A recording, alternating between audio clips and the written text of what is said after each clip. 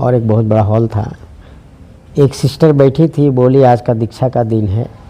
तो लाइट को on off करने से हमको बड़ा कन्फ्यूजन हो गया और उसके बाद में मैंने बोल दिया कि अब मैं नहीं आऊँगा और बस छोड़ दिया।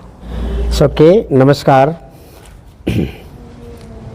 मनुष्य का जीवन में कुछ चाहत होते हैं और चाहत के लिए और ढूंढते ढूंढते अपने मंजिल तक पहुंचने का चेष्टा करते हैं। इसी दरमियान में सन्यास बनने की जो परंपरा जो है बहुत पुरानी है और इसी तरह से मुझे एक आध्यात्मिक पथ पर चलने का बहुत बचपन से जिज्ञासा था। इसलिए अध्यात्म को प्राप्त करने के लिए, समझने के लिए बहुत जगह मैंने लोगों ने जैसा ऐसा बताया वैसा वैसा किया। शिव भगवान के ऊपर जल चढ़ाना, शिव मंदिर जाना, कृष्ण के जानना, कृष्ण मंदिर जाना और कथा कीर्तन रामायण जहाँ सत्संग हो वहाँ जाना।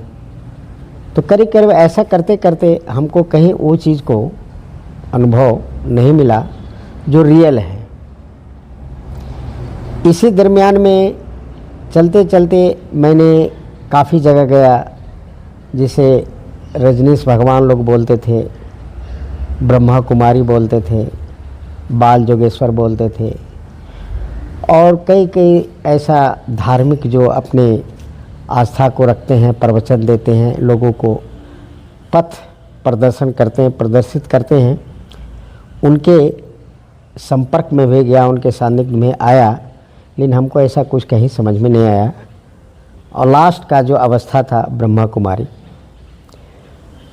9 दिन का क्लास हुआ। क्लास के वाले जब दीक्षा की बात आई तो वहाँ एक सर्कल सा कुछ लाइट था, बंद चालू करने लगे और एक बहुत बड़ा हॉल था। एक सिस्टर बैठी थी, बोली आज का दीक्षा का दिन है। तो लाइट को ऑन ऑफ करने से हमको बड़ा कन्फ्यूजन हो गया और उसके बाद में मैंने बोल दिया कि अब मैं नहीं आऊँगा और बस छोड़ दिया। इसी दरमियान में मैं गवर्नमेंट में जॉब भी लग गया मुझे। तो 8 साल जॉब किया, जिसका नाम है RRL रीजनल रिसर्च लेबोरेटरी। तो ट्रांजैक्शन बैंक से हुआ करते थे, तो 2 दिन संडे सैटरडे छुट्टी हुआ करता था। तो फ्राइडे को बैंक हमारे ऑफिस में आते थे, लेकिन नहीं आने से मैं बैंक चला गया। वहाँ बैठा था तो देखा एक स्वामी जी बैठे हुए हैं। तो उनसे मैंने पूछा कि आप क्या करते हैं। उन्होंने बताया कि मैं योग ध्यान ऐसा बताता हूँ।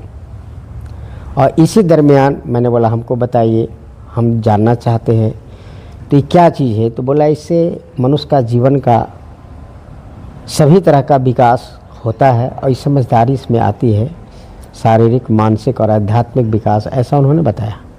तो बोला कि मैं तो मुझे काफ़ी दिन से चाहत थी, तो आप इसको मुझे ट्रेनिंग दीजिए।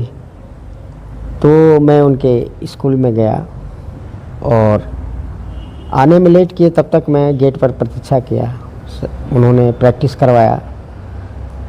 तो 7 बजे से लेकर के 12 बजे तक मैं एकदम ध्यान में चला गया। तब तक वो देखे कि ब्रेक तो नहीं किया है, तो सब स्कूल का दरवाज़ा वगैरह सब बंद करके वो भी सो गए। 12 बजे नींद खुलती है, देखता है कि भाई क्या है, तो मैं कहाँ हूँ। तो बस गजब की हमको समझदारी आया। उसके बाद मैंने सो गया। सुबह जैसे उठे अपने चले गए। ये प्रैक्टिस मैं करता रहा और मुझे काफ़ी नए अनुभूतियाँ मिलते रही।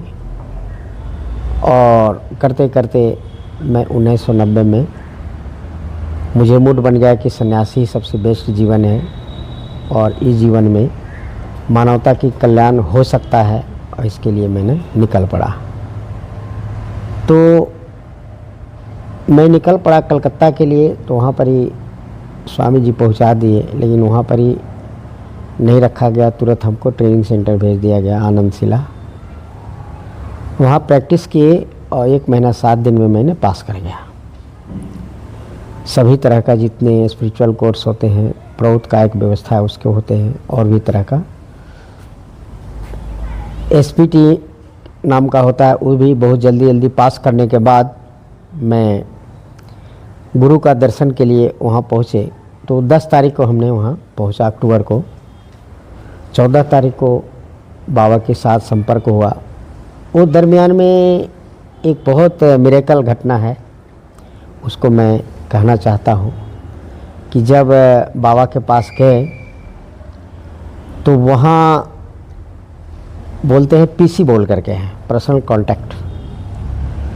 तो जैसा ट्रेनिंग दिया गया था उसी तरह से मैंने वहाँ किया, सष्टांग किया तो मेरा आधा बॉडी गेट से बाहर हो गया और आधा रूम के अंदर चला गया। हमको कुछ होश हवास में खो दिया, पता नहीं कहाँ हूँ कैसा, कुछ पता नहीं चला। काफ़ी समय तक लेटे रहे। उसके बाद बाबा बोलने लगे, उठो जी उठो जी उठो जी, लेकिन मुझे ये कुछ सुनाई नहीं पड़ा।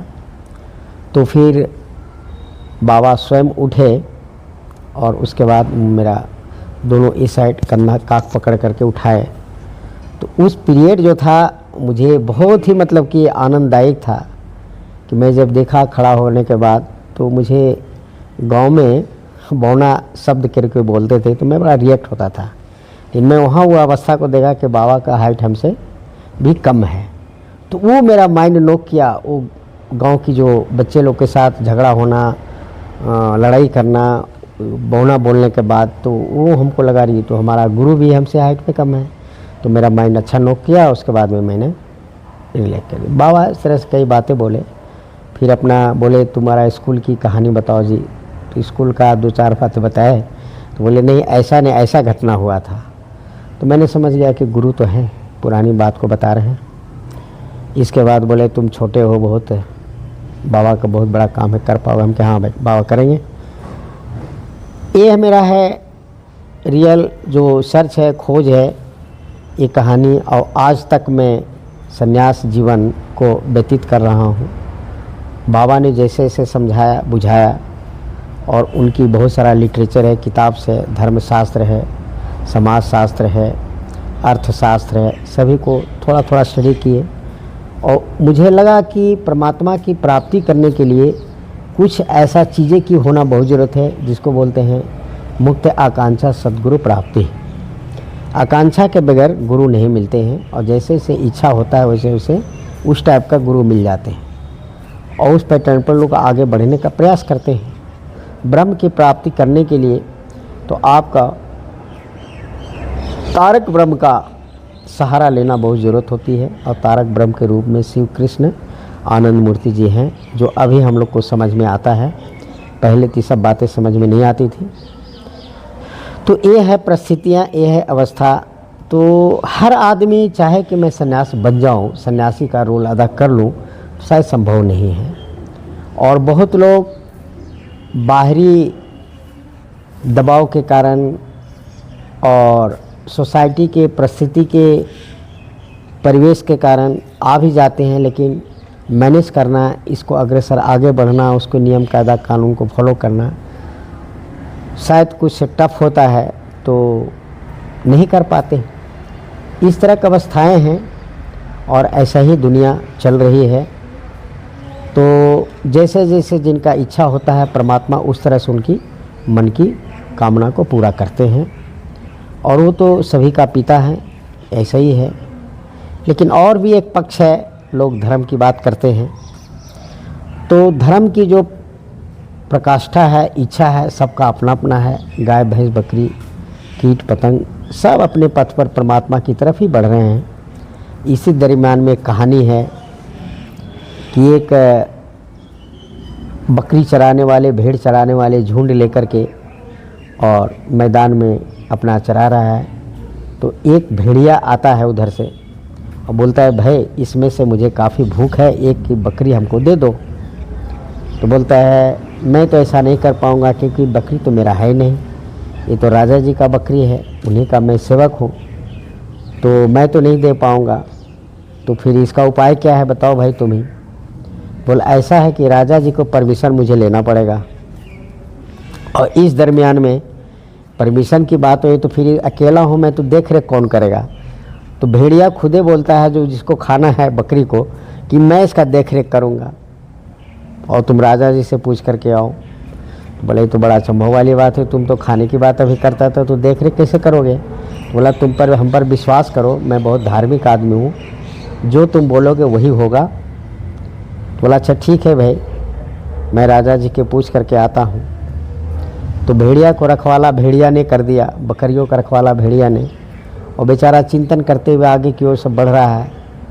बढ़ते बढ़ते बढ़ते आगे की ओर जब बढ़ता हो तो एक विचित्रता उसके मन में आती है कि एक छोटा गाय है और उसकी माँ उसको दूध को पी रहा है। तो बोला ये तो बड़ा गजब बात है रे भाई, उसकी बच्चा का दूध उसकी माँ पी रहा है तो ठीक बात नहीं है। बोला अच्छा ठीक है कोई बात नहीं, आगे बढ़ते हैं।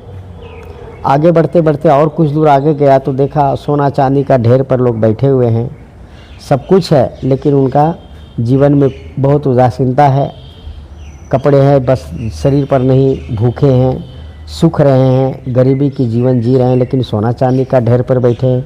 ये तो और भी बड़ा गजब बात है रे भाई। फिर आगे बढ़ते बढ़ते देखा बहुत बड़ा झरना, सफ़ेद पानी क्लीन चल रहा है। तो देखा अच्छा ठीक है, हमको प्यास भी है, पानी भी पी लेंगे। वहाँ पहुँचता है तो देखा उसमें बड़ा बदबू आ रहा है, स्मेल।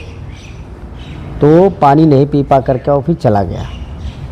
राजा जी के पास जब पहुँचता है, जिनका बकरी था, तो बोलता है राजा जी ऐसी ऐसी बात है, एक भेड़िया आया है और इसमें से एक बकरी को मांग रहा है कि बहुत बड़ा भूखा हूँ, इसमें से हमको एक चाहिए। ये तो बड़ा विचित्रता बात है और उसको मैं रखवाला करके आया हूँ, उसी को बना करके, तो इसमें आपका क्या कहना है। तो बड़ा सोच विचार कैसे ठीक है ऐसा करा। ऐसा जब बोल रहा है तो एक बकरी को उसको सौंप दो कि जो तुमको पसंद है वो ले लो इससे। लेकिन ये तो बात सही है, लेकिन मैंने एक प्रश्न है मुझे, वो मैं रास्ता में देखा, इसका मतलब क्या हो सकता है। तो पहला था कि जो गाय अपनी बच्ची का, अपनी बेटी का, बछड़िया का दूध पी रहा है, इसका मतलब क्या हो सकता है। अरे वही तो बड़ा साधारण बात है कि आजकल माता पिता को सेवा उनकी बेटी करती है, तो ऐसे ही है, कोई बड़ी बात नहीं है। ओ इसका ये है प्रश्न आंसर, ठीक है। बोला एक प्रश्न और है मुझे कि सोने के ढेर पर बैठा हुआ है लेकिन उनको शरीर पर वस्त्र नहीं है, भूखे हैं, बड़ा प्यासे हैं, इतना बड़ा उनके पास प्रॉपर्टी है, फिर भी ऐसा कर रहे हैं। अरे तो और बड़ा सिंपल बात है, क्योंकि बड़े पैसे वाले के साथ उनको शांति नहीं है, खाना पीना ठीक से नहीं कर पाते हैं और वैसे ही है उनका जीवन। ये तो और सिंपल बात है।